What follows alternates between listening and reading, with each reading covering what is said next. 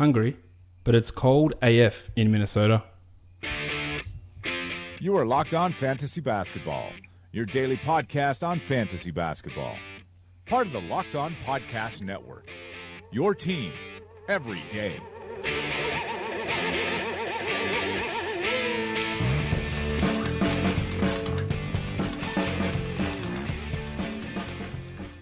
Hello and welcome to the Locked On Fantasy Basketball podcast, brought to you by Basketball Monster. My name is Josh Lloyd and I'm the lead fantasy analyst at basketballmonster.com, and you can find me as always on Twitter at redrock_bball. First of all, apologies to any of you guys who are watching this on YouTube.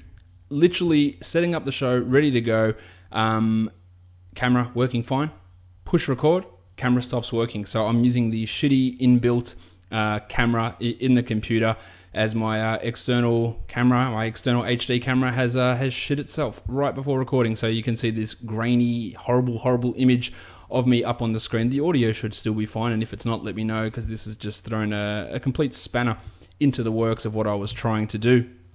But hopefully we get that fixed soon as soon as I can get myself a new camera. But this one has just completely shit itself at the worst possible time. Would have been great to have done it on the weekend. I would have had time to go and buy it and all that sort of stuff, but no, just before recording today. But what we're going to do in today's show is we're going to talk about the 4 games from Sunday.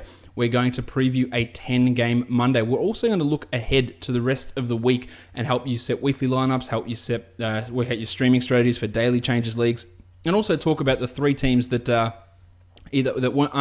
in action on Sunday and Monday, and talk about any interesting stuff that may have happened with them over the weekend. So let's get to it. Oh, that is a really good idea, Michael Bolton. Let's start off by looking at the week ahead and looking at the week 10 in the NBA schedule. It is the week leading up to Christmas. Christmas Day is next Monday, so we've got a little bit of a different schedule this week. On Monday, we have 10 games. Tuesday, we have 3 games. Wednesday, we have 12. Thursday, we have 5. Friday, 9, and Saturday, 13. And Sunday being Christmas Eve, there are no games on. So the games are packed more tightly into the week.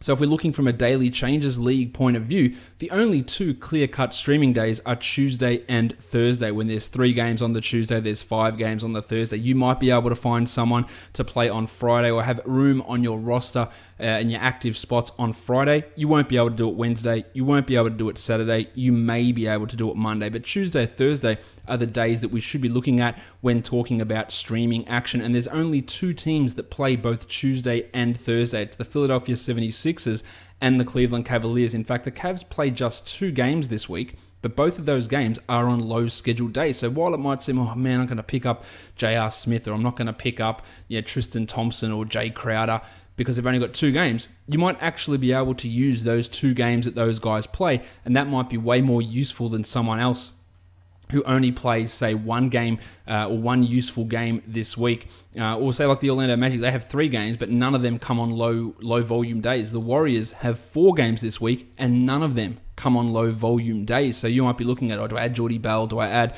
Omri Caspi, Pat McCaw, given the injuries there? But you might not even be able to play any of those guys because the Warriors play Monday, Wednesday, Friday, Saturday. So that is very important. So game volume is something to look at, but it's when the games are played and whether you can actually use these players, which becomes really important. In fact, there's a bunch of the teams that play 4 games that don't have any games on those low volume days. The Warriors don't, the Blazers, the Heat, the Mavericks, the Hornets, the Lakers, the Clippers, the Nuggets, the Hawks, and the Thunder are all teams that play 4 games, and none of those 4 games are on either Tuesday or Thursday, meaning any sort of ads from those teams may not actually be to your benefit depending on how your roster looks and if you've got active spots on those other days. So that is something, of course, that you need to bear in mind. When we have a look at the rest of the week, we want to look from weekly league point of view. We're looking at teams. This is where volume is more important because you're not worried about streaming in and out. The 4-game teams, the Hawks, the Celtics, Hornets, Bulls, Mavs, Nuggets, Warriors, Clippers, Lakers, Heat, Thunder, Sixers, Suns, Blazers, Spurs, and Jazz. And then for 3 games, it's Nets, Rockets, Pacers, Grizzlies, Bucks, Wolves, Pelicans, Knicks, Magic, Kings, Raptors, and Wizards. And there are 2 teams that play just 2 games, and that's Cleveland and Detroit, meaning that unless you have LeBron James, you are unlikely to start any Detroit players or any other Cleveland players this week. You'll be looking at many of those other guys from other teams. So your Andre Drummonds, your Toby Harris's, Reggie Jackson's, Kevin Love's, perhaps you don't even look to start him, Dwayne O'Wade. For the Cavs, who else? Avery Bradley, well, he's injured anyway, so we're not going to see much there. Reggie Bullock, who's looking to put up some good numbers recently, just 2 games next week, so is it really worth it considering that his 2 big games have come in the games that Avery Bradley has been out? So, yeah, some interesting decisions that need to be made, because you might go and look, oh man, Reggie Bullock, 2 strong games in a row. Don't use him at all next week, especially in a weekly changes league, and then Bradley's back, and then he goes back and plays 20 minutes a night and really has very, very limited use. So that all that stuff is really important. Of course, Matt Smith has written all this up over on Basketball Monster. You can go and check out his article, and you can check out our schedule analyzer over there to give you the ease of all the teams, how it all looks for the week, and specific to your team and players that are available that may be of use to you during the coming week. That is always that's always good to pay attention to. Let's now have a look at a few teams that didn't play Sunday and won't play Monday, and talk about anything interesting that's going on with them. The Memphis Grizzlies are one of those teams. Not a massive amount of interest with them. Jim Ennis was out of the rotation, but did come back in the game that Chandler Parsons rested across the back-to-back Friday and Saturday. Interesting to see whether he actually remains in the rotation or not. But one thing we had been talking about last week is the play of Andy Harrison, who'd really come on. The last 2 games, not so much, and he saw his minutes reduced because, honestly, he's not really that good. So that sort of any value that you may have thought that he had in 12 or 14 team leagues was quickly erased. Mario Chalmers has been getting more playing time, but he's been doing very little with them. 1 game was okay across the weekend, 1 not so good. So there's not a huge amount to see there with Charmo, while Tyreek Evans returned from his hip problem and ready to go, while Marc Gasol had a good game. I was going to say finally, he's had some good games. He just has appeared disinterested, but he did put up a pretty good performance across the weekend for the Grizzlies. The Milwaukee Bucks, they did waive the mitten, Gary Payton II, so they could sign, and this is purely because Jason Kidd is a massive fan of this podcast, they signed the sexy boy Sean Kilpatrick. And I'm going to do that again because the plug came out. There we go. Technology is really not my friend today. So Sean Kilpatrick has been signed by the Bucks. But one thing we have to remember with Kilpatrick, he had some okay numbers last year. He could not get minutes on the Nets, right? He got waived. He couldn't get minutes. Now the Bucks are dealing with injuries to Tone Snell. They're dealing with injuries to Matt Dellavedova. They're dealing with injuries to Jason Terry. But what sort of role is Kilpatrick going to have? We've got, Peyton had been starting. DeAndre Liggins went from playing, and this is, again, just part of Jason Kidd's absolute coaching genius. Back-to-back on the weekend, 1 game, Liggins plays 2 minutes. The next game, you know what? I was really impressed with you in those 2 minutes, Ligo. So now you're going to start. Rashad Vaughn, 28 minutes, 10 minutes. Nothing makes any sense with this guy. And all the while, you have Brogdon that plays 40 minutes and then plays 26 minutes. Nothing makes sense with this dude. And now we're adding another variable into that mix where he could get 17 minutes, he could play 20 minutes, he could play 10 minutes when Terry comes back, because of course it is December, and once the calendar hits December, veterans play all the time. That is the Jason Kidd mindset, again, which makes no sense to anyone with any semblance of logic or common sense. How does it all fit together? So I'm not going and adding the sexy boy. Maybe you're in a 20-team league, you might get some value while Terry and Snelly and Daly are all out. Maybe you get some value there. But again, we're still going to see Rashad Vaughn. We're still going to see DeAndre Liggins. We're still hopefully going to see Malcolm Brogdon.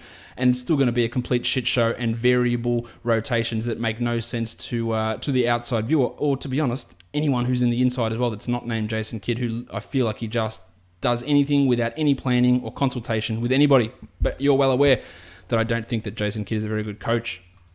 The New Orleans Pelicans, Etuan Moore, continuing his solid play, didn't quite shoot quite as well as what he had been, but he is still a decent enough guy for 12-team leagues. And Rajon Rondo, after that strong effort, I think earlier in the week, where he's putting up big numbers, and as soon as Rajon Rondo has a big game, people are quick to chirp at me with a tweet, "How's Rondo looking now, mate? Looking now?"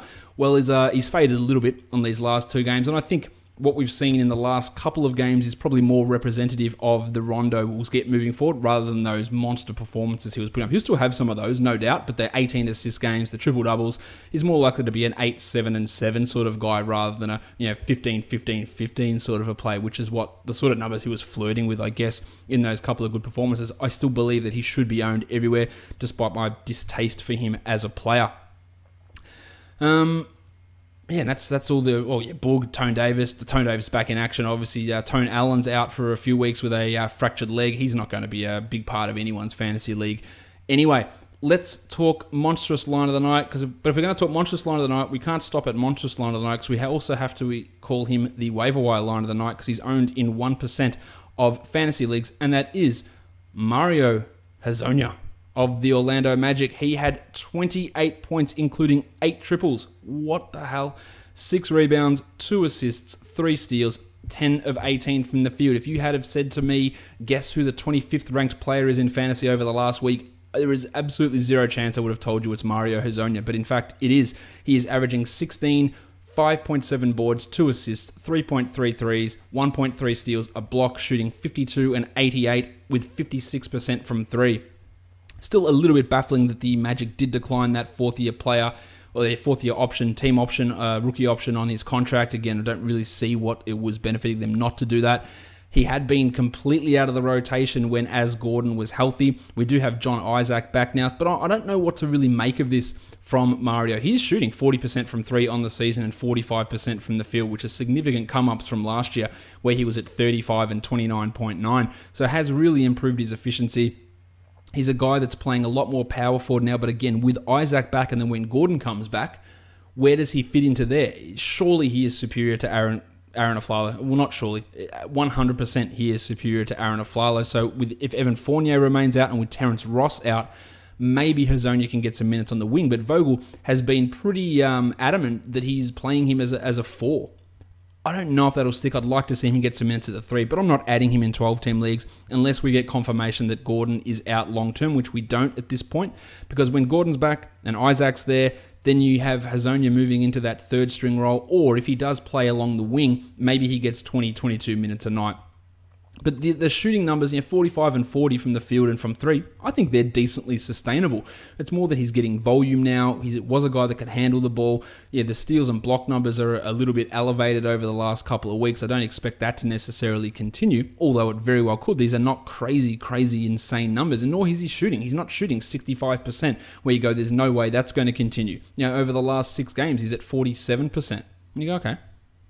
Maybe that can happen, playing closer to the basket. Maybe that's something that Hezonja can do. So if you're in a 20-team league, sure. 16-team league, maybe. But the concern, of course, we have is when Fournier's back, and especially when Gordon's back, and to a much lesser extent when Aflalo's back, where does he fit? Where does he fit into this team?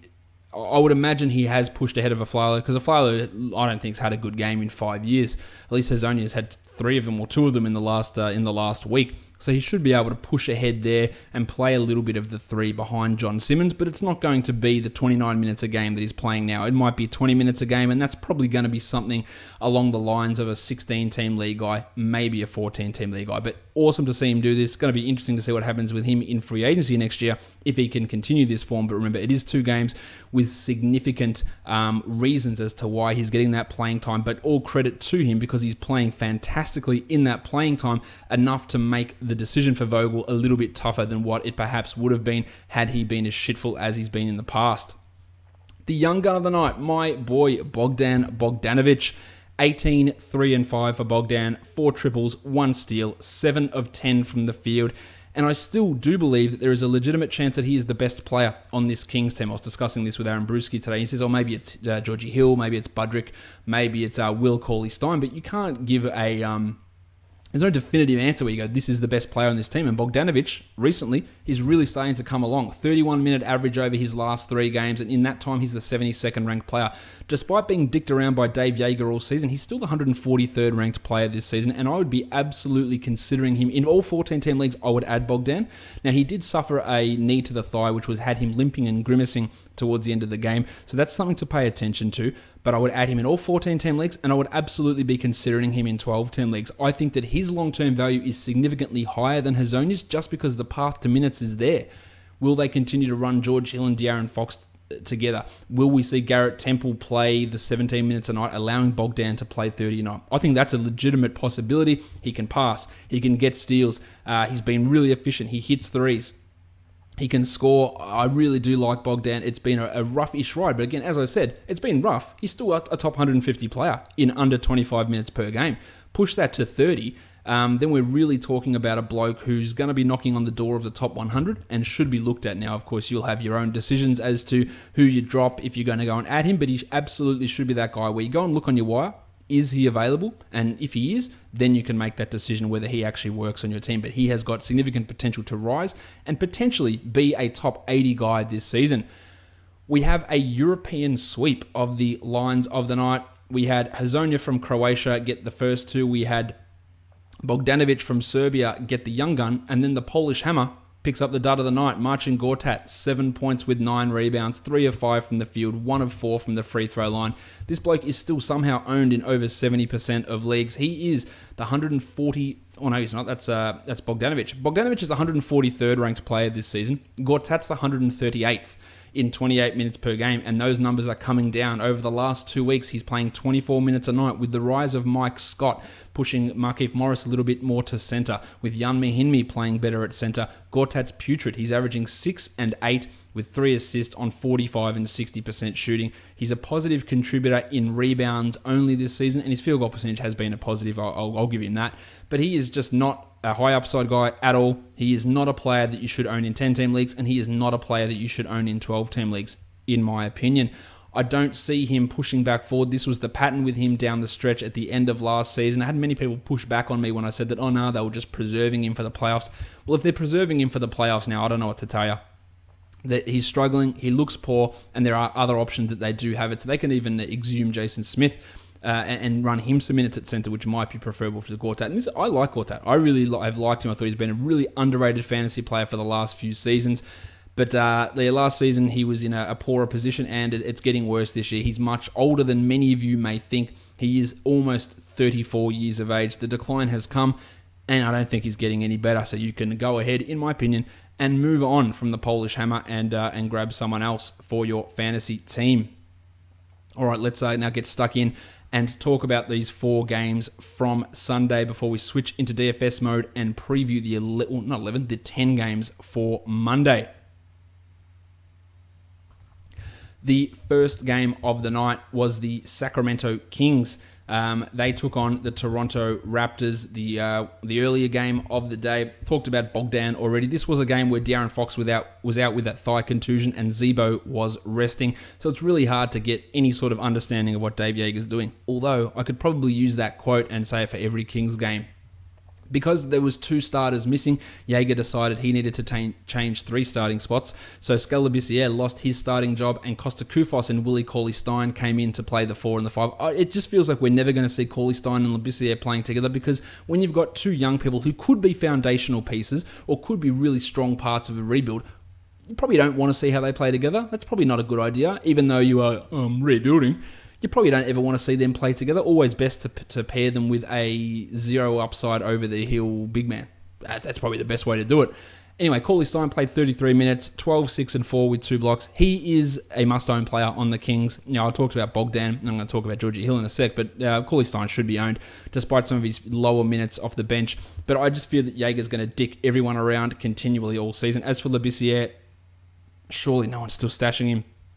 Outside of like 18 teamers, 9 points for Skal, so 9 minutes for Skal with 0 points coming off the bench. Now, in the last game when Fox got injured, Justin Jackson started the second half, but in Dave Yeager's full rebuild mode, he decided to start Vince Carter in this one. And not only did he start Vince Carter, but he played him 25 minutes. But you know what? I'm going to give him a marginal pass here because it was back in Toronto. It's most likely Carter's last time playing in Toronto. So I can understand the sentimentality of, you know what, Vince, you can go and start in front of your former crowd. We'll give you a bigger run. I actually don't have too much of a problem with that. Now, if it had been in any other situation against any other team that Carter had started and played 25 minutes ahead of Jackson or ahead of Bogdanovic, I would have been ropeable. But in this case, I'm okay with it. If Fox misses the next game, I would imagine we get Justin Jackson or Bogdanovic back into the starting lineup. Garrett Temple played 28 minutes. He'd been getting under 20 before this Fox injury. 18, 2-2 with a steal and a block. Hopefully this doesn't make Jaeger go, well, we need to go back to giving him 33 minutes a night. Let's keep our fingers crossed. But of course, in a rebuilding year, Budrick Hield plays 17 minutes. Now, I was reminded plenty of times on the commentary that this was Budrick's birthday. And again, just another example, people who swear by the birthday narrative, doesn't always work. Actually, it doesn't work. It's one of those ones where it's literally a coin toss, and that is another thing that I have looked into pretty significantly. There is no boost on, as a general rule, and that's exactly what you want to look at. There's no discernible, actionable evidence to show that birthdays enable players to have bigger games, as Budrick had 7 points in his 17 minutes. He is not a 12-team must-own. Georgie Hill would be the guy I'd look at here. 16-1-5 since he came out and said, "Oh, the Kings, I thought they were pushing for something. That's why I signed here." Which he's either the dumbest man in the world or he's talking flat out of his ass. I don't know which one it is. But ever since he's come out and said that, he's been getting more minutes. So if he's playing 30 a night, you want to own him, so go and grab him if he is still around. Onto the Raptors, there was no Serge Ibaka, so Jonas Valanciunas played big minutes, and shockingly, he performed. Absolutely amazing. 13 and 16 with 3 blocks for Valanciunas. It's never been an ability thing. It's a minutes thing. He played 27, then 30, and then went back to 21. Went, Dwayne Casey, the dick move, coming back to it. But then with Ibaka out, back to 27. If you want to go and take a flyer on JV, go and do it. And you're going to be hoping that Casey plays him 27 a night. I have zero faith that that's going to be the case. With Serge out, the Jedi, OG Anunoby, started at power forward. He had 11 and 3 with 2 steals and 3 triples. Not sure he's a 12 or 14 team league guy this year, but I do like his top 100 outlook in the future. While DeMar DeRozan had 21 and Kyle Lowry 16, 5 and 7 with 2 steals. CJ Miles moved into the starting lineup and had 10 points in 22 minutes. And I'm going to get questions, I know it, about Norm Powell, who's had 2 strong games in a row. 14 points in 21 minutes. But as always is the case with Powell, there are reasons behind it. And I love Norm Powell. But he shot 5 of 5 in this game. So clearly shooting that is not going to be consistent. And in this game, with Ibaka out, Anunoby moved from the 3 and moved to the 4. So therefore, there were minutes available. The previous game, CJ Miles was out, so he played more minutes there. When everyone's healthy, he's probably going to go back and play 12 or 13 minutes. Despite him playing better, just every time he pushes back to this 25, or earlier in the season it was 27, it was because people were out. And when everyone's back, he's going to come back to the pack. And that's what I imagine is going to happen here again. Dylan Wright had his 3 steals. He's one of the best steal streamers out there as he returns from his shoulder issue. The Orlando Magic and the Detroit Pistons, as I said before, no Az Gordon, no Fournier, no Aflalo, no Terry Ross. So we had a starting lineup consisting of Lord Alfred Payton, Shelvin Mack, John Simmons, Mario Hezonja, and Nick Vucevic. We talked about Hezonja already. Vucevic is just crushing it. 24, 14, and 7. 4 triples, a steal, and 2 blocks. He has been amazing. And every time I see it, I just think back to last season when they were starting Bismack Biyombo ahead of him. I get it. You have to try and find out what you've got. But Frank, just give me a call, mate. I could have told you Bismack's not up to it. Vooch has been fantastic this season. And look, he's got a real chance to be a top 20 guy this year. A real chance. He might not get there. And the return of Gordo and Fournier is going to drop his usage somewhat. But he is doing it defensively. He's getting passes, which is not something we've ever seen from him.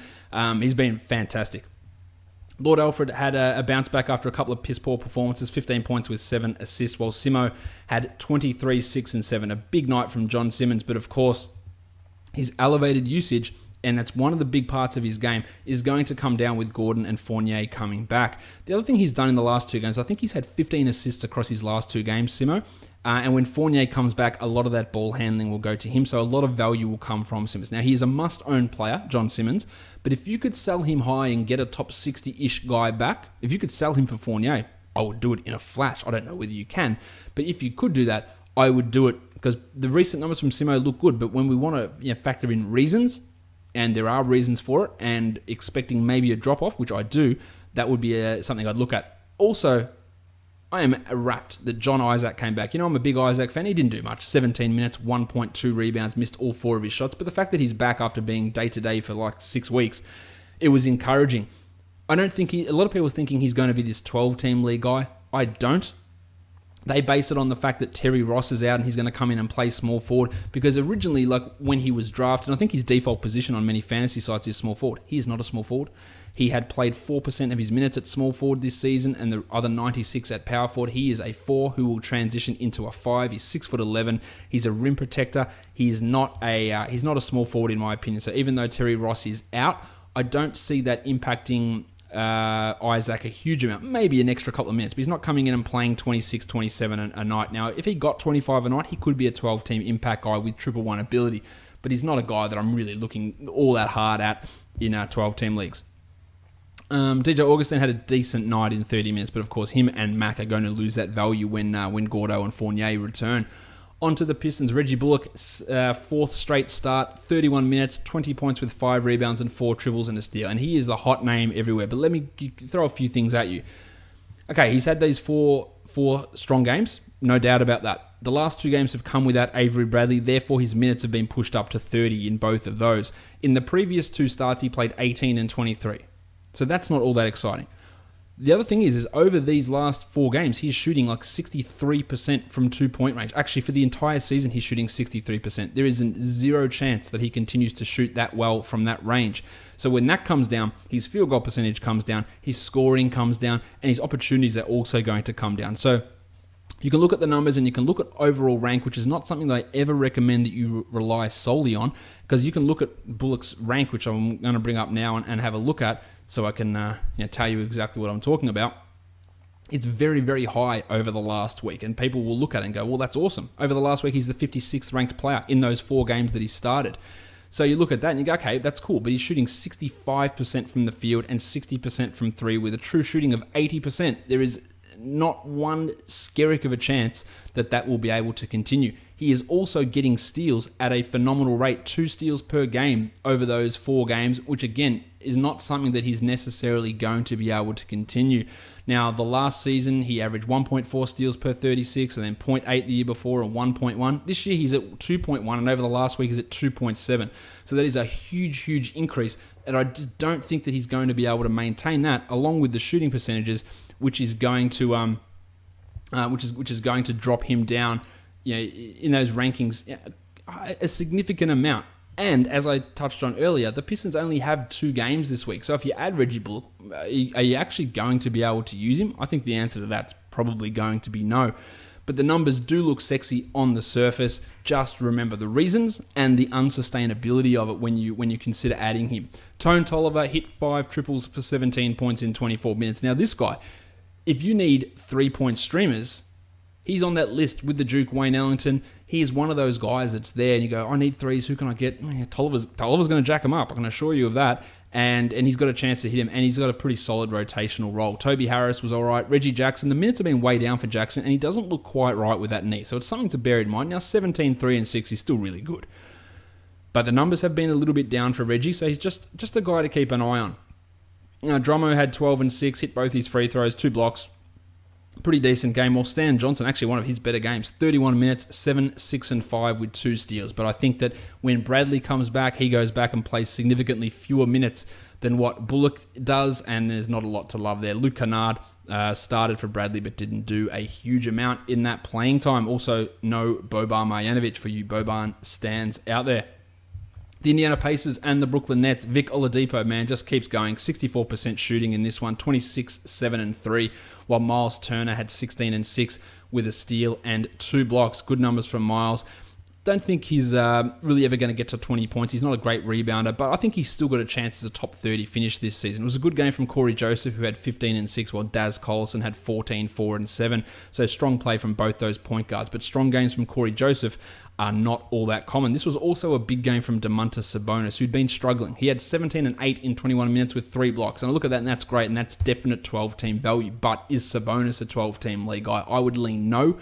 And I think that, if you look back at his past games where he'd struggled to get 20 minutes, this was a game that Thaddeus Young struggled in quite a bit, and Sabonis picked up the slack. I just don't think that holding him, especially in a 10-team league, but holding him in a 12-team league, when you can occasionally get these games, but overall it hasn't quite been there, is necessarily the best way to go about it. On to the Nets.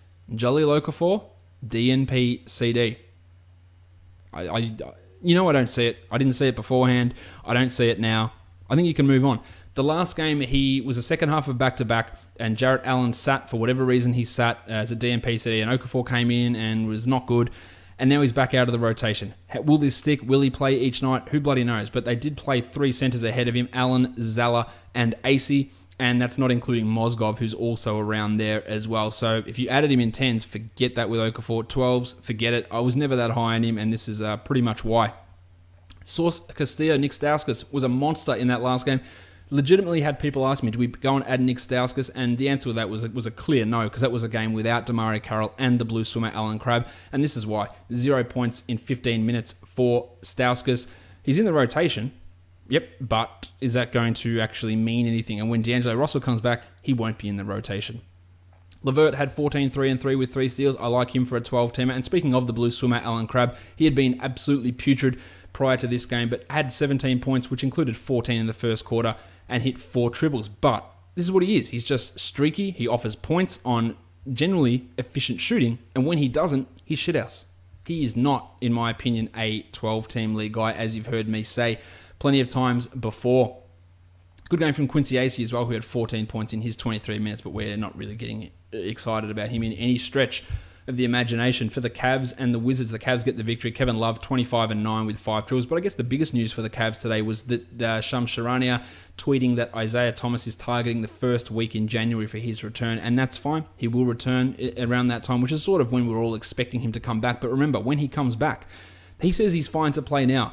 But the reason they're holding him out is they just want to be extra cautious to get him ready and amped up towards the playoffs. And what that does in my head, it makes me think, well, I reckon probably for the first 2-3 weeks of January, he's going to be on a minutes limit anyway.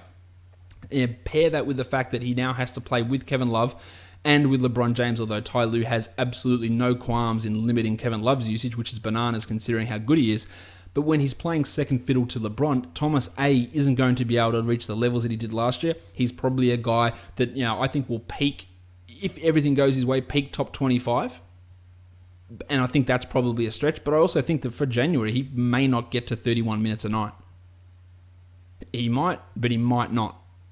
So be careful trading for him. He's obviously owned everywhere, and you're going to be pretty excited. And I'd be okay activating him decently soon, but I wouldn't activate him for his first game. He's not coming in and playing 30 minutes a night first game. I can assure you. He just won't do it. Again, with his return, Derrick Rose isn't playing for this team. Again, there is 1% doubt in my mind about that. I just don't think we're ever seeing Derrick Rose play for this team. I don't even know if we're going to see Derrick Rose ever play in the NBA again, to be honest. And that's it's sad in a lot of respects, but he is also a decently shit bloke. So my pity doesn't go quite as far as it would with some other people. Kyle Korver had 11 points, while Jeff Green, my name is Jeff. He had a decent game, 15 and 5 with 2 blocks for Green, but we know that we can't rely upon him on an ongoing basis. Tristan Thompson originally wasn't going to play, but then did. Because, of course, 4 points in 15 minutes, you'd have to be a pretty deep league to consider Tomo. While Chetty Osman, 5 points in 17 minutes. I feel like he's got a rotation role, at least until Iman Shumpert returns, but this was a game without Shumpert, without Wade, without Thomas, so he might not stick the whole season.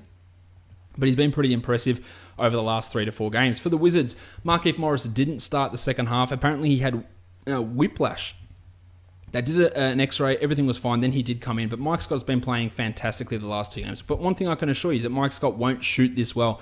He can shoot this well at times, but he won't be able to continue it. 19, 4 and 4 for Scotty with 3 triples, 2 steals and a block. That is an absolutely fantastic line. And if it wasn't for Mario Hezonja, he was getting himself the waiver wire line of the night. Do you add Scotty? Deeps, 16s, 18s, maybe. I just don't really see it for him. Remember, Otto Porter was out of this game as well, which gave him an extra boost. Markieff was out the last game, and he's probably going to go back to an 18 to 19 minute role in the next game. Beal had 27, 5 and 5, while Johnny Wall had 15, 10 and 6. As for Oubre, he started, had 11 and 8 in 29 minutes, which is, it's just whatever. It's just so. He's not a 12-team league guy. Well, Tomas Satoransky played 25 minutes. Wasn't the best night for Tomas. 2 and 3, but he has locked down that backup point guard job, or at least for now, until Scotty Brooks changes his mind. That wraps us up. Man, this camera on this thing, if you're watching this video, I am actually a little bit sunburnt, but I'm not as sunburnt as what this camera is making me look. It makes me look like a tomato, like a beetroot. I don't know. I don't look, or for you Americans, a beet, but we call them beetroots. I don't know why. Anyway, that's beside the point. It makes me look very, very red-faced. Hopefully I can get the new camera soon. All right, what I'm going to do now, I'm going to have a quick pause, quick break, and then we're going to come back and we're going to talk DFS for Monday, where we have got a monster slate on with a 11, or not, I keep saying 11. There are 10 games on Monday. We're going to be back to talk about that in a moment, but before we do that, we've got a song by, who is it going to be called? Oh, Jake McKelvey and the Countertops, and the song is called Oh, the Ghost. We'll be back pretty soon.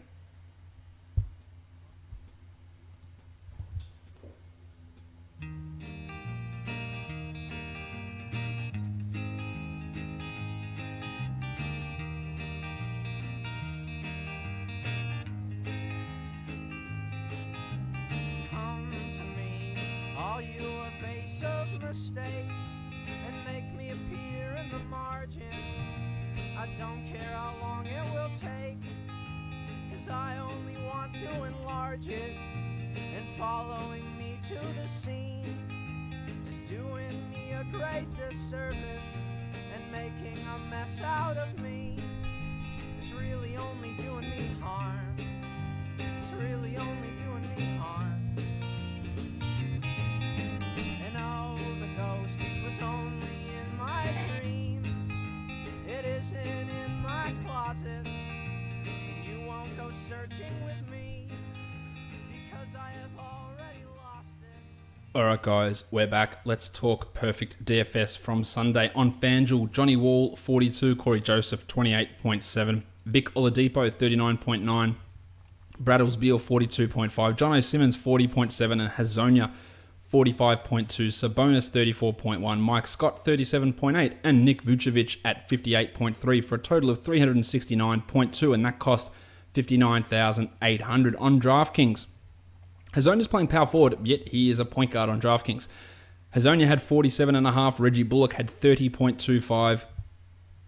LeBron James. He had 62. Domantas Sabonis had 33. Vooch had 60.5. Simo had 41.5. Mike Scott 37.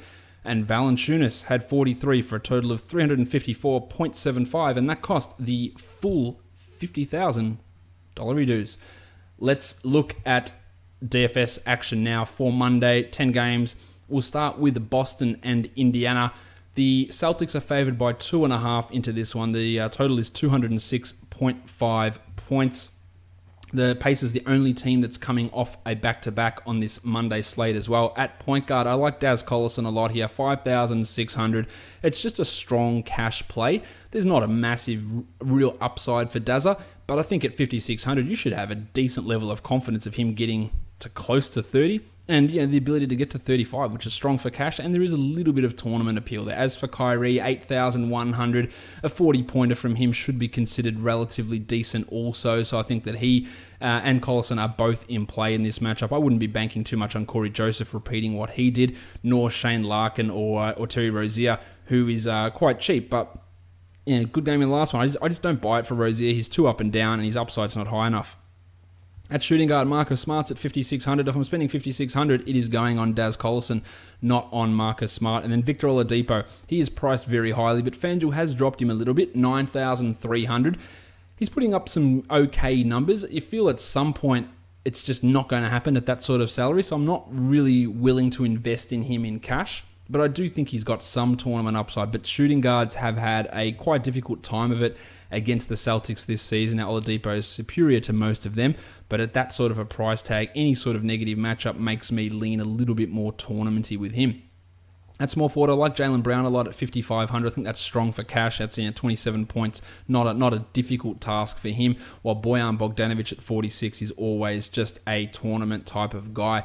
For the power forwards, it's the Deuce Young, 6,200. He struggled quite a bit. Now, he was dealing with a bit of an injury, so maybe that can make you be a little bit hesitant. But I think that him getting 30 points is not that difficult to imagine in this matchup. Jason Tatum's at 55, and while he did have an absolute monster in his last game, his previous games hadn't quite been there, so I'm not really onto him. While Sabonis at 4,300 again. Strong game today.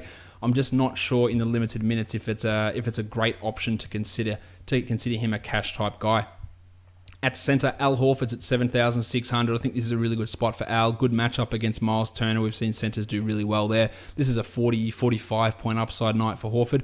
So even though his price is quite high in FanDuel, I am in on him. As for Turner, just too high, 7,900. Give me Horford every day of the week. Now, Turner's numbers recently have been improved, but if I'm spending that mid-sevens, I'm taking the 300 less. I'm taking Horford, who's got a good matchup, and Horford, we know, is a very good defensive centre.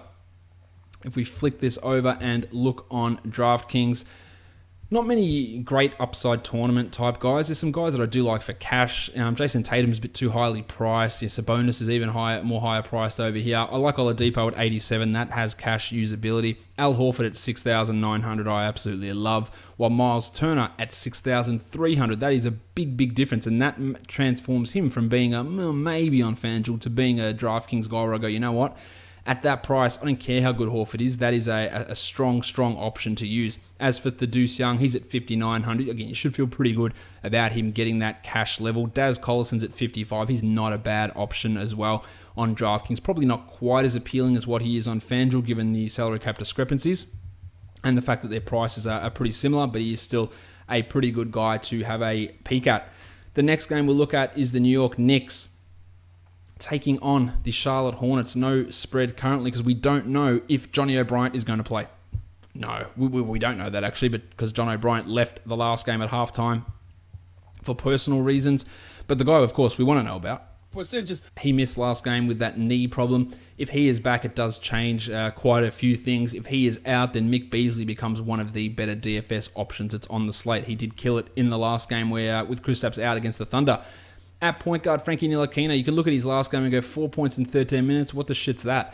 Well, the reason was he got into foul trouble there, so I imagine he gets back to his 25 to 27 minutes and can put up 25 to 26 points. But I'm not ready to lock him in cash just yet. I think he's still got some GPP upside, but not ready to go with him at cash. Kemba at 8,000, I do like a lot. Kemba has done very well against the Knicks in the past, and we're talking 50-point upside here for Kemba, so I like him as a cash option. Carter Williams, Jarrett Jack, rugged Ronnie Baker, probably not.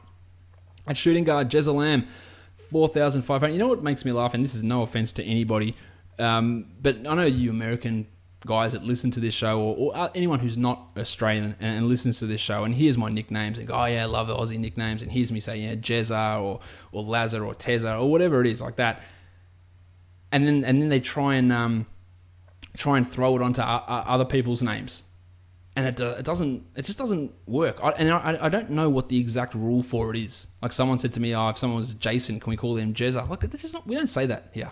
We don't call people Jason Jezza. Jezza is Jeremy. And I don't know what the rule is, but I'm glad that you guys are taking it on board and trying to grab the nuances of Aussie nicknames. I can't explain why certain nicknames happen. They just do. But yeah, it's not everyone's name that can just have an Ezza on the end. It's not how we roll. And again, it's one of the unwritten rules of Australian nickname vernacular. But anyone that, if you want to ask me one, go ahead and I'll let you know. But yeah, there's probably fewer of those Ezza ones that you anticipate. Right. Anyway, Jez Lamb, 4,500. Nick Batum's getting a lot of minutes, and that is making me go no to Jezza. As for Batum, 6,400, 38 minutes in the last game, 35 points, obviously a really good return to form. But at 6,400, I'm not ready to bank on Batum just yet at that sort of a salary. At small forward, Kid Gilchrist at 4,800. He's had some pretty bloody good games, in fact, but also some piss poor ones. I don't really rate what he does for DFS. He's not someone I'm interested in. 6,000 Courtney Lee, that is interesting to me for cash. I feel like 30 for Courtney is it's almost a lock that he's going to get that. While you got Doug McDermott on the other end at 3,800, and that's probably 3,700 too expensive. Lance Thomas is starting, but he is doing nothing with those minutes. At power forward, Marv Williams at 4,400. Low upside, low floor. That is a no from me. While Frank the Tank's at 3,600. I don't mind throwing Frank into a GPP. He can go off, but he's really done lots of nothing recently. Porzingis, 9,400. Sawney, doubt that he plays. Not interested in him, but Beasley is the one you want to take a look at. He is up to 5,900 though, so it is taking a level of reliability away from him at that price, but I still like his ability to at least get to 30 with Porzingis out, but It's not really going to be a lock-in cash type of situation, but he does have that 45 point upside. We sort of have 46 in the last game, so he's got that ability to do that if Kristaps happens to be out. At centre, Enes Kanter's at 6,300. I'm not feeling that at all. He hasn't reached that. He hasn't reached 30 points in the last 5 games. I'm not interested in him. While Dwight's at 8,500. I feel like I'm getting 40 out of Dwight here against Kanter. His lowest score in his last 5 has been 36. That is a very, very strong floor. He's got 50-point upside. I think that he is a decent or better than decent cash option at center. Let's flip it to DraftKings now. For tournaments, it's Frank at... Or, no, I was going to say Frank the Tank, but there's 2 Frank the Tanks playing in this one. This is Frankie Ntilikina, 4,200. I think that's got some tournament upside. Whereas for cash, I love Nick Batum on DraftKings. 5,700 is really strong to me. Dwighty Howard at 78 and Kemba at 71. Love Kemba Walker at that price. And then Courtney Lee at 58. I think he's a fairly good cash lock who does have some limited upside. Let's go on to the next one. It's Miami and Atlanta. The Heat are favored by 2.5, and the total is 202 points here. Jim Johnson has been ruled out for the next 7 to 10 days with an ankle injury, and Justice Winslow is questionable with his knee strain. Now, if Winslow can't go, if Johnson's out, which he already is, what's going to happen at power forward?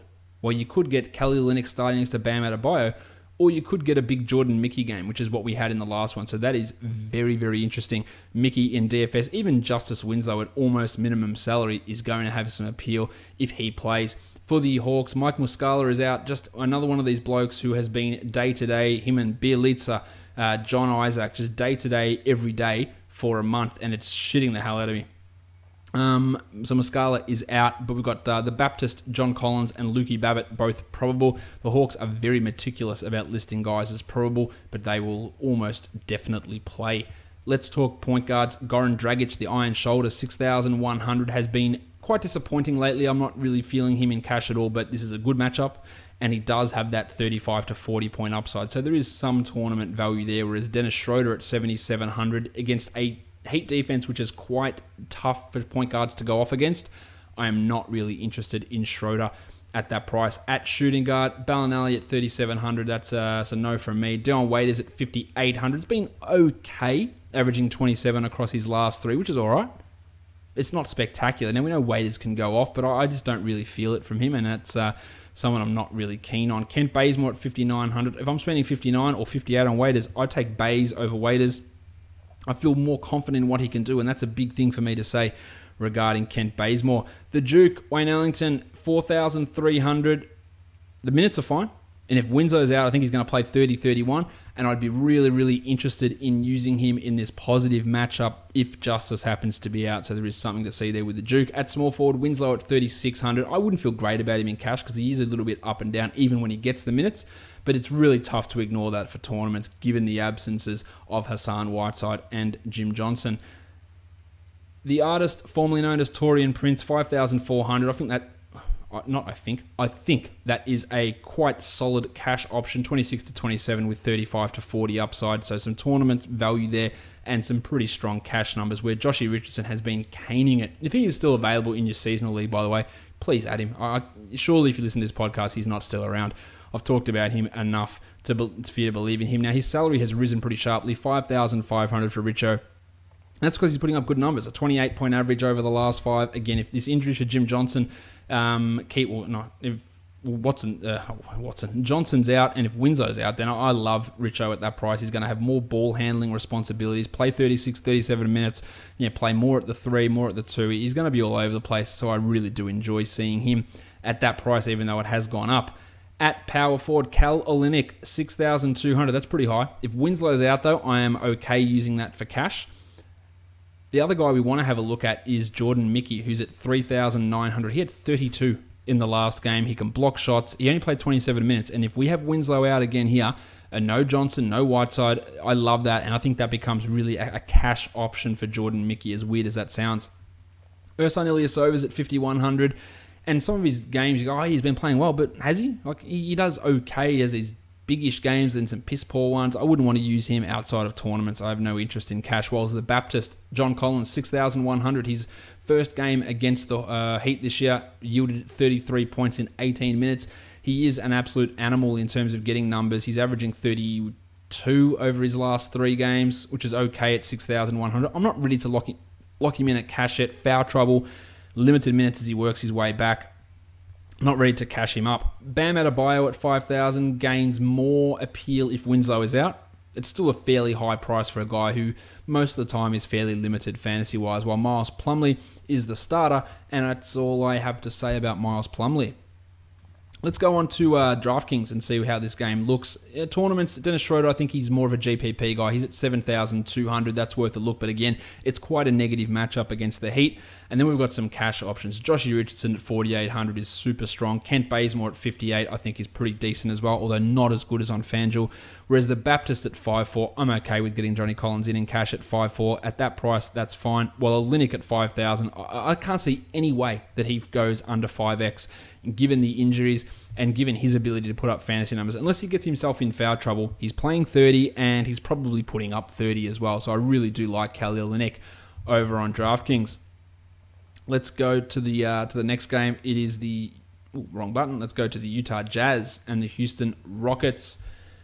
Derek Favors is questionable with that concussion that kept him out of the last game. Raul Neto has already been ruled out. Rudy Gobert, of course, is out with another knee injury that's going to sideline him for a month. If Favors is around in your standard leagues, go and add him. But unlike last time, Jonas Jerebko doesn't look like he's going to be the primary beneficiary.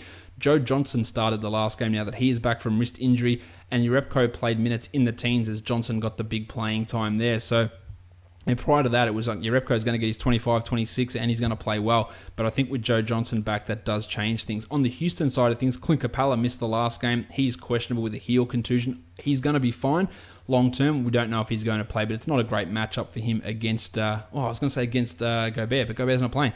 So it's not a bad matchup at all for Capella if he happens to be out there. Jim Harden's also dealing with some pain, but he's going to play through it and put up some okay numbers. Okay, he's going to put up some bloody good numbers because he is Jim Harden. At point guard, Chrissy Paul has been just killed in terms of salary. 9,900 for Chris. He's been putting up just huge numbers. We know that, but 9,900, I am not interested against a slower paced Jazz team. That is way too expensive. Ravishing Rick Rubio at 4,900. He showed us something 2 games ago. 39 points, 30 minutes. Yes. And the last game he had 17. So I could consider using him, but he's really only a GPP guy. With Rocket Rodney Hood and Alec Burks there also, it does limit Rubio's upside.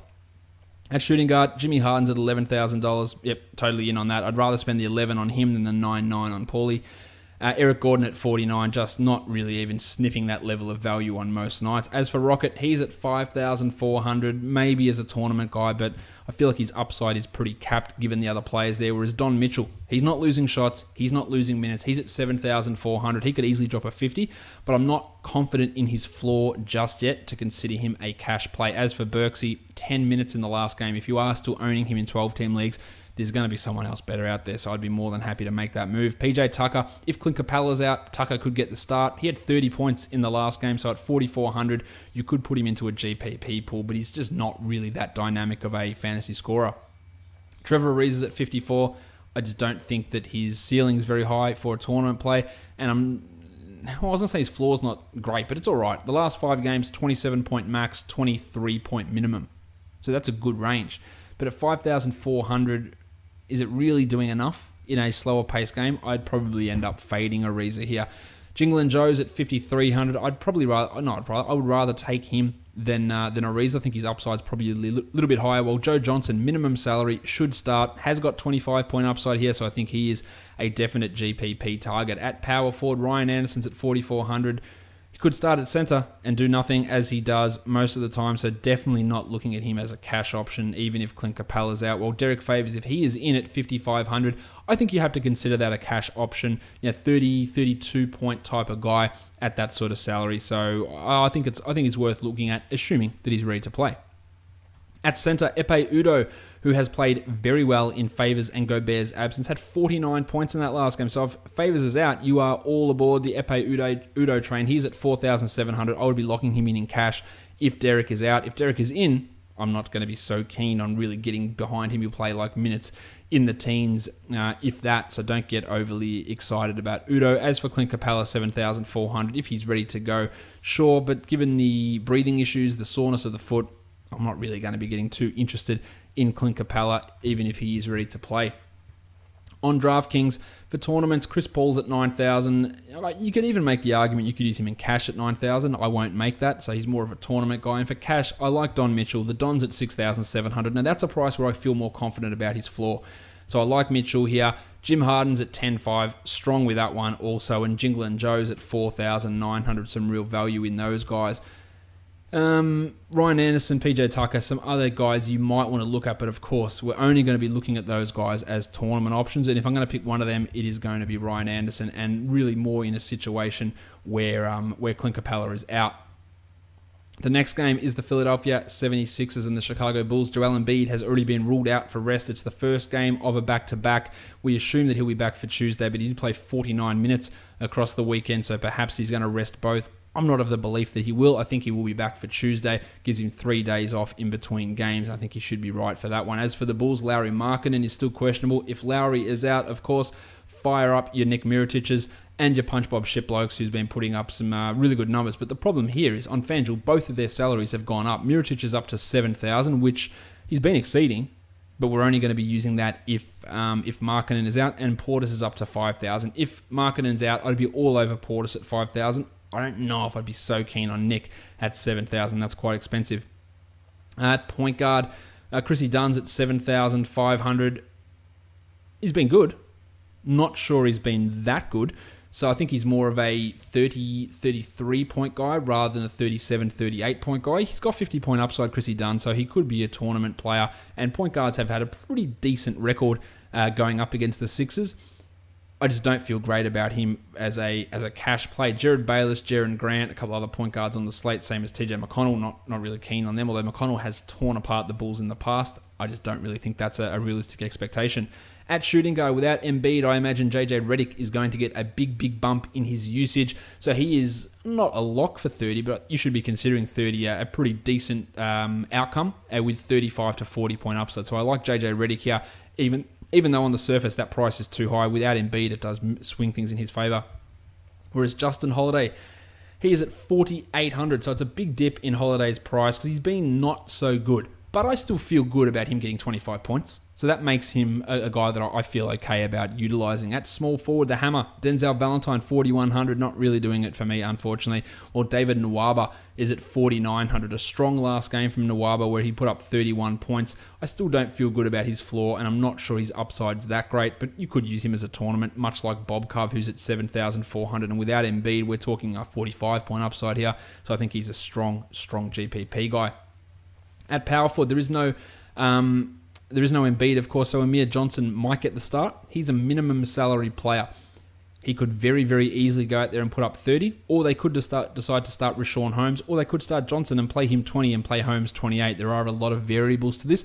The other thing is Trevor Booker is out with his ankle problem, so it's going to be all Holmes and Johnson in that position. So it gives both of those guys value. Holmesy at 45 and Johnson at 3,500. But Johnson, of course, is $1,000 less. And if they do give him more minutes, then he has got a real ability to go past it. So I like both of those guys in this setting. Benny Simmons at 9,900. Not really seeing anyone on the Bulls going to be able to shut Simo down. No Embiid, so maybe a little bit more usage. Perhaps a 50-55 pointer here. I think he's a strong cash play. Markkanen, Miritich, and Portis. I talked about them already. I haven't talked about Markkanen. I won't be using him, and of course I won't use Miritich or Portis if Markkanen's back, but if he is out, then Punch Bob at 5,000 is definitely worth a go. He's averaging 33 across the last 3 games that Markkanen's out, whereas Miritich is averaging 39, but that $2,000 discrepancy in their price would make me take Punch Bob. Richaun Holmes listed as a centre, 4,500. I really like that here. I think he's going to put up some numbers. And then Bob Lopez at 5,500. I think he's not a bad cash option here. Lopez, really limited tournament upside, but you could get your 27 out of him and feel decently comfortable that that's what he's actually going to bring. On DraftKings, Amir Johnson's at 35, really like that, and Bob Cove at 63 is a strong tournament play. And then for cash, there's a lot of guys I like for cash. Richaun Holmes at 41 is great. JJ Redick at 56, Dario Saric at 58. I think he's a super strong 35 point not quite floor, but pretty bloody close to a guy on DraftKings. And Chrissy Dunn moves from a guy that's too highly priced on FanDuel to being 6,800s worth on DraftKings, which is definitely a more appealing scenario for Dunny. Talked about Simo already at 9,600. He is also a really good option with Embiid out. Let's move on to the next game here. We've got the Portland Trailblazers and the Minnesota Timberwolves. No spread currently out for this one. Nemanja Bjelica. Last week, Tom Thibodeau on Friday said, we're expecting him to be out for another week. Cool. 2 days later, he's questionable. Now, I don't know if this is him being questionable as he's been every single day for about a month. I don't know. So I would be absolutely leaning towards the doubtful side of questionable to Bjelica, but we will see. And the other guy is Jim Butler, who is questionable with a back issue. Now, if Butler's out, that just throws everything out. The last time that Butler missed, Shabazz Muhammad started, but he is not in the rotation. So could Marcus Georges-Hunt start and Andy Wiggins move across to small forward? That would be my estimation. And we know that when someone starts for Thibodeau, they're playing 30 minutes. So Georges-Hunt could be an interesting guy, or does he go back to Muhammad and play him 28 minutes? Or does he do the most un-Tibbs-like thing possible and split the minutes? That is almost sacrilegious for him to actually play a minute split. So we'll see how that all goes down. But of course, that is going to be a big, big question as to what Jimmy Butler does, and then if he is out, how those minutes are distributed and the shot attempts. At point guard, Dame Lillard is at 8,700. I really like that for Lillard in this matchup. This is a 45-pointer, I believe, for him. So I think he is a strong, high-end cash point guard. Jeff Teague. My name is Jeff. He is at 6,400, a real monster in the last game. 42 points for Teague in that disappointing loss for the Timberwolves. I don't feel super good about using him here. He's a little bit hit and miss for me and not a massive upside tournament play. Shabazz Napier back in the rotation, but not really providing too much with his role. At shooting guard, I like CJ McCollum a lot at 6,900, a good cash play. Well, Wiggo's at 6,300. Which Wiggins are we going to get? The one that can go for 50 or the one that just shits the bed and gives us 20? I really like him for tournaments here, especially if Butler is out. Then I would even lean towards Wiggo as a cash option in that scenario. Pat Connaughton and Jamal Crawford, the other shooting guards. If Butler is out, Crawford at minimum salary absolutely has tournament appeal. At small forward, Evan Turner's been starting. He played 34 minutes in the last game and he's at 3,800. He only put up 17 points in that start, but 3,800 for a 30-minute per game potential starter? Maybe, but I don't really see huge upside in him. As for Butler at 9,000, sore back, probably going to be that a fade there for me. At power forward, Al-Farouq Aminu, 5,200, has been not good lately, and it's because some of his early performances, let's be honest, they were flukes. He's hitting 5 threes a game, which is just not going to be something that you could rely upon to continue for Aminu, and that has definitely fallen away. Not interested in him. Taj Gibson's at 58. That's a cash bang to me. I'm all about Taj Gibson in cash at 5,800. At center, Townsy is at 10,700. Probably a little bit too expensive, although if Butler is out, I'm all aboard that. I think that is a great spend of 10.7 if Jim is out. As for Yusuf Nurkic, he is at 6,800. He's returned from his ankle. He played 25 minutes in the last game. Minutes still limited. We know Towns' defense hasn't been ideal. I think Nurkic is just a tournament guy, though, not really an upside type of play. Well, sorry, not really a safe floor type of play. On DraftKings, for tournaments, it's Wiggo at 61 and it's Nurkic at 62, both with significant upside there. And cash options, Lillard at 89, Townsy at 88. Love Towns at 88. That is so cheap, and I'd be all over that. And then CJ McCollum at 65, I think is also a pretty good cash play over on DraftKings. Let's go on to the next one. Denver and Oklahoma City. Carmelo Anthony taking on another one of his former teams. Steve Adams is doubtful with a concussion, so we're going to see more Pat Patterson, more Jeremy Grant, more Dakari Johnson. And Manny Mudiay is questionable for Denver. Now, what Denver's going to do, I have absolutely no idea. Torrey Craig started the last game, D-League call-up, and then Malone's like, I really like what I've seen from him. Well, why don't you play him more than 6 minutes at any other point during the season? So that was a weird one. Will Nikola Jokic start? I don't know. I would assume so. he seems to be getting himself back into business. I would imagine Jokic starts, and I would imagine Fareed plays next to him and starts. But I also imagine that Fareed plays like 16 minutes and Trey Lyles gets the bulk of those power forward minutes. And I think Craig will get some minutes, but I also don't think he's going to necessarily play big starters minutes, because in that last game, Will Barton was returning from a back injury. I don't know why they need to ease Barton back in, considering he missed one game. But that is Dr. Malone's medical opinion. At point guard, Russ Westbrook's at 11-3. Jamal Murray, he gets criticised for his defense, and at times rightfully so, but he has improved a lot this season. Now, point guards are still putting up some decent numbers against the Nuggets, but 11-3 doesn't make Russ an absolute lock into every lineup, but I would still consider him someone to really look pretty closely at in cash. Jamal Murray is now up to 6,100 because he's getting lots of minutes and putting up big numbers. I'm still not in on him as a DFS everyday cash type lock, especially at a price of over 6,000. But I think he's got that 27-point floor almost here with some decent upside. So you could consider him a guy to look at. Fat face Ray Felton, Manny Mudiay, nah. Shooting guard, Andre Robertson, 4,600. He was back. He only played 21 minutes in the last game. Not really interested in using him. While Will Barton's at 6,700. And I think you should feel decently comfortable that you're getting 31 or 32 out of Barton and have that ability to get to 40. So I do really like him quite a bit here. Gaz Harris at 6,700. Nice, Gary! With Barton back, with Jokic back, 6,700 just feels a little bit too high. I think he's more of a 28-point guy than a 33-point guy, and that takes that value away at that sort of a price tag.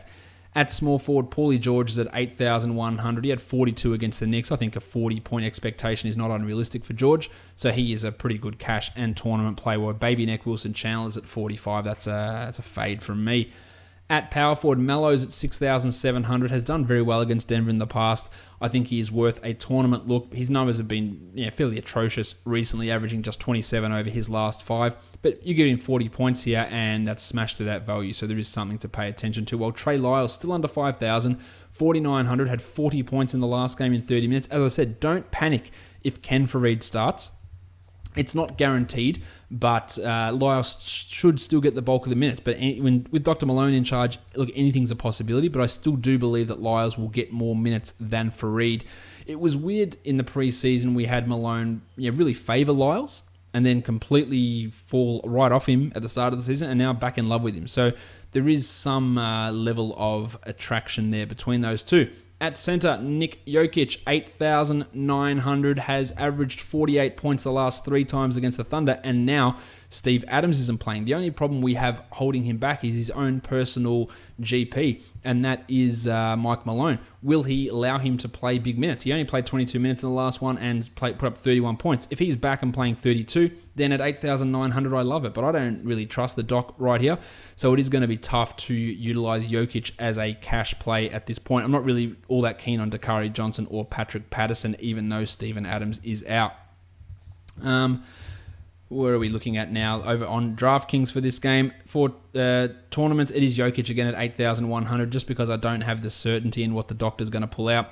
For cash, I like Russ at 11.2. I like Paulie George at 7.6. I like the Blue Arrow quite a bit on DraftKings at 5,700. That's looking like a 30-point type of guy, while Trey Lyles at 46 is also worth a look. So very similar plays on FanDuel and DraftKings. Will Barton also an option over on DraftKings too at 6,400.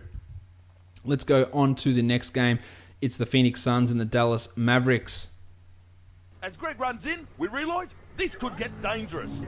Jay Triano, he screwed the rotation. He screwed the system. Greg Monroe came in for one game, started for Tyson Chandler, and then was out of the rotation again. Now, mind you, in that start, he played 30 minutes and was very, very good. So if anyone can work out anything Phoenix is doing, I don't know. He put up 37 points in 30 minutes in that last game. Is this going to be Alex Len's turn to sit? Was things mucked up by Chandler missing a game for personal reasons that threw the rotation out of whack?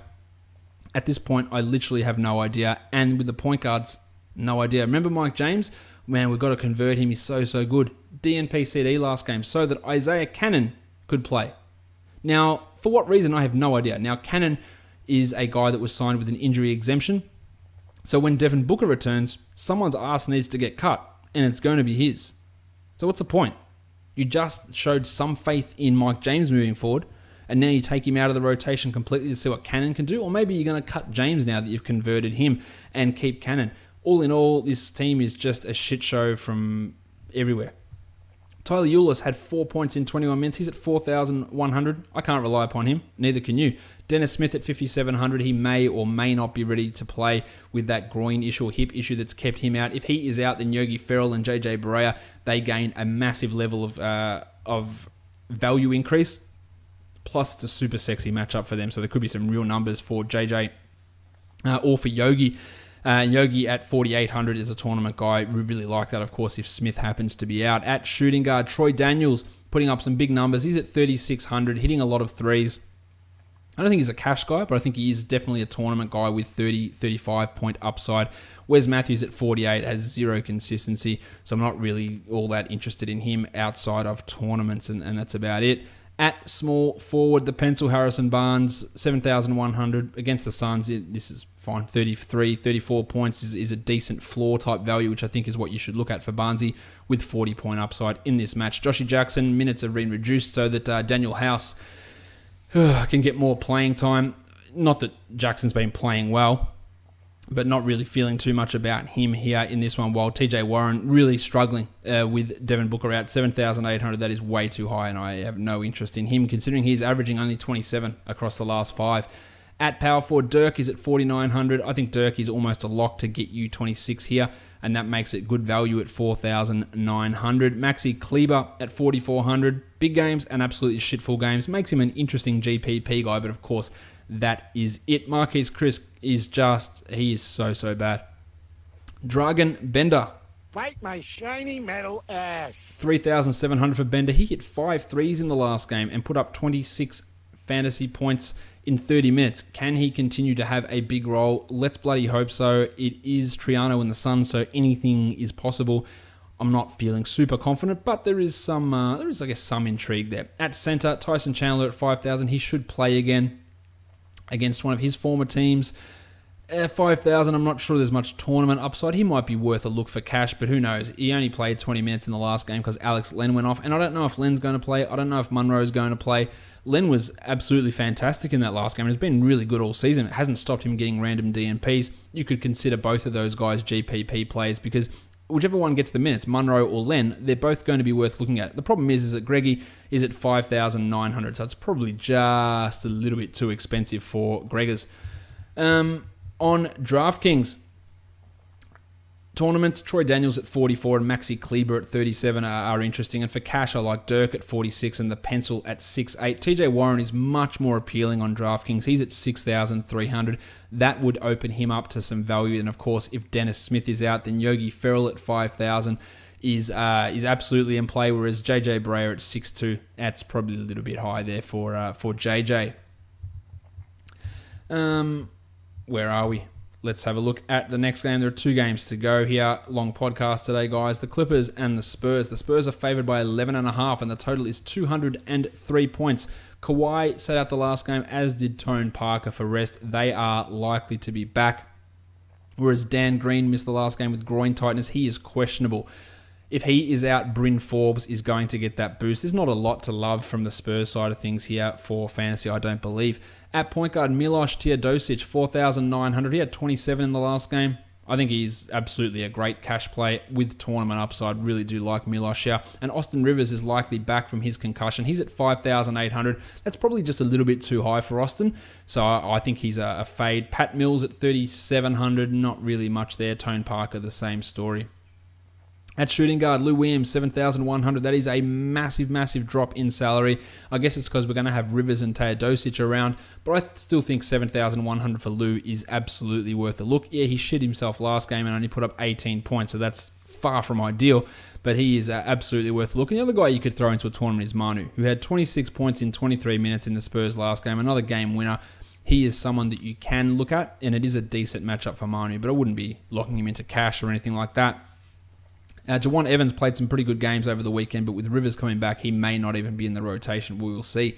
At small forward, Rudy Gay, 5,900. Kawhi's back, so that limits Gay. Not really there for me, while Kawhi's at 6,000. Now, we don't exactly know what his minutes are going to be. He'll probably be limited, but in his last game, he put up 28 points in 17 minutes. And at $6,000, if he gets 23 minutes, he can smash through that. This is a great matchup for Kawhi. I think he's absolutely a tournament guy who, if he comes out and plays 28 minutes, then he could smash through the $6,000 price tag. Definitely not a cash play, though. Wes Johnson has been significantly kneecapped by Doc Rivers lately, so Sammy Decker's getting more playing time. I don't really feel good about either of those guys with the Rooster Dylan Gallinari out. At power forward, Aldridge is at 8,400. I think that's fade city to me. Not really interested. Jamil Wilson will probably start, while the table Montrezl Harrell's at 38. There's just no appeal with really any of those guys. At center, Powell's at 5,100. He has been just disgusting. 8 points over the last 3 and 18 minutes, but at 5,100, that is a super cheap price for Powell, so I do actually like him for tournaments. And DeAndre Jordan, I love. 8,200, just getting 40 pretty much every night. One of the better cash centers that's out there, I believe. And I think you should be able to get close to 40 again. Let's go on to the last game of the night. It's the Golden State Warriors. Actually, did I talk DraftKings? Where's my DraftKings thing? Nope, I've lost it as well. I will attempt to bring that back, and then I will talk DraftKings for that game in a... Well, there it is. Just talk amongst yourselves for a sec as I load up the Spurs-Clippers game on DraftKings that I so rudely forgot to discuss. The last game of the night is the Warriors and Lakers, as I mentioned, which we'll talk about in just a sec, but we already know that Draymond Green has been ruled out, Sean Livingston has been ruled out, and Zaza Pachulia has been ruled out along with Steph Curry. On DraftKings for that Spurs-Clippers game, Powell at 5,100 has that value, as I talked about. Milosh is at 4,900. I like him for cash. Lou at 74 and DeAndre at 71. I love DeAndre at 71 over on DraftKings. Let's now go on to this last game of the night. It's the Golden State Warriors and the Lakers. No Draymond, no Zaza, no Livingston, no Curry. So we're going to get Caspi, Jordy Bell, and probably Pat McCaw starting for the Warriors, opening up a ton of value. Now, Kentavious Caldwell-Pope missed the last game. He will likely play, but he is not allowed to travel to road games outside the state of California for the next 25 games. So it's going to cost him about 5 to 6 games. But this is at home against the Warriors, so he's ready to play. So that takes away the value that Josh Hart had in that last game. At point guard, Lonzo Ball's at 7,300. He's averaging 34 over his last 5. I don't think he's a horrendous play. I think he's more of a tournament guy, but if you used him at cash, I don't think it's bad. He has been playing quite well lately. Quinn Cook is at 3,500. I think Pat McCaw gets the bulk of those minutes as the only 2 point guards on the roster. You could use Cook as a tournament differentiator, but I don't feel all that good about that. At shooting guard, McCaw's minimum salary in on him, but not for cash. He is a little bit up and down, but I still think that if you wanted to use him in cash, it wouldn't be the incorrect move. Jordy Clarkson's at 5,000. He is as up and down as they come. I think that he is, if I'm going to go cash, it would be in this matchup. I think there's something there for him, but he is tough to use.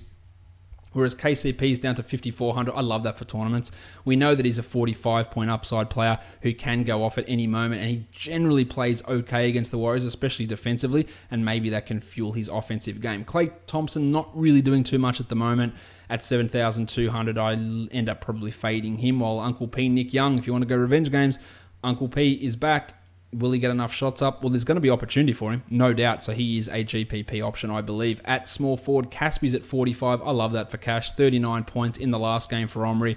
While Iguodala at 4,400. Give me Caspi every day of the week. While Brandon Ingram's up to $7,000. I don't think it's a bad option. There are better cash plays out there, but it's a decent 40-point upside tournament play and not a bad cash guy to look at. Whereas Durant at 12,000, if you can fit enough cheap players around him, which you might be able to do in a 10-game slate, love that for cash. Otherwise, he's an awesome tournament guy. At power forward, Jordy Bell's at 4,700 for a bloody good reason. He put up 31 points in 24 minutes in the last game. He's going to get mid-20s in minutes again, and that should render him as a guy who could really approach 30 points here. So I like that. Julius Randle at 53, I think is strong for cash. Really feel confident with his floor. Larry Nance, not really feeling, while Kyle Kuzma, the future MVP at 5,400. He's played some decent minutes lately, and you should feel pretty good about using him for cash. I actually would prefer Randle, though. Save the $100, and I feel like he's going to be able to do things in more categories than what Kuzma does, which gives you an extra level of reliability. At center, Brookie Lopez, 42, no way, not in the slightest. Damian Jones and JaVale McGee, I'm going to have to say no to both of those guys. Let's have a look now at some other sites. At the time of recording this, the Draft Stars slate wasn't up. So we'll do Yahoo first. For tournaments, Nick Jokic is worth looking at here. The prices of the high-end guys on Yahoo is super, super high for Monday. So don't be surprised if you don't have any of the studs in there. Joshy Richardson, another tournament guy, David Nwaba, Bojan Bogdanovic, Tyler Johnson, Pat McCaw, Jordan Mickey. Mickey probably moves to a cash play if Winslow's out. Some cash guys, the Duke, Wayne Ellington, Maxi Kleber, David West, Trey Lyles, Frankie Ntilikina, Omri Caspi, Jinglen Joe, Kalia Olynyk, Rashawn Holmes, Jordy Bell, Nick Batum, Saric, Benny Simmons, and Kev Durant. On Moneyball for tournaments, we've got Mallow, we've got Nick Batum, Mirotic, Joshy Richardson, David Nwaba, Justice Winslow, Pat McCaw, and Jordan Mickey. And for cash, we've got Trey Lyles, Dirk, Omri Caspi, Jinglen Joe, Jamal Murray, Milosh, Rashawn Holmes, Jordy Bell, the Pencil Harrison Barnes, Kemba Walker, Paul George, Ben Simmons, and Russell Westbrook. That does it for today's show, guys. Again, if you are watching on YouTube, I apologize for the absolutely shitty video quality here. Hopefully I can get that camera sorted ASAP. If you are watching on YouTube, subscribe, give it a thumbs up, and leave a comment below. And of course, if you are listening audio and on Apple Podcasts, go give a 5-star review. It's a great way of supporting the podcast. My name is Josh Lloyd, and you can find me on Twitter at redrock_bball. You can also find the podcast on Google Play, on TuneIn, on Stitcher, and on Spotify. And we are done here, guys. Thank you so much for listening, everyone. See ya.